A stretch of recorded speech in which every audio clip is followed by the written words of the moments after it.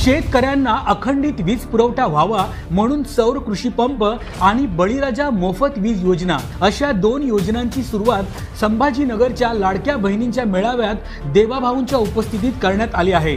यावेळी मागेल त्याला सौर कृषी पंप योजनेअंतर्गत शेतकऱ्यांना 60,000 पंप देण्यात आले आहेत। त्या पंपांचा विमा उतरवण्यासोबतच पुढील 5 वर्ष पंपांच्या दुरुस्तीची जबाबदारी देखील सरकारने उचलली।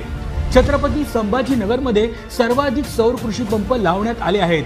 येत्या 18 महिन्यात शेतकऱ्यांची सर्व वीज सौर ऊर्जेच्या माध्यमातून येणार असून शेतकऱ्यांसाठी स्वतःची वीज कंपनी स्थापन करणारे महाराष्ट्र हे देशातील पहिले राज्य ठरले आहे। देवाभाऊंच्या राज्यात वेगवान निर्णय आणि घडतोय समृद्ध महाराष्ट्र।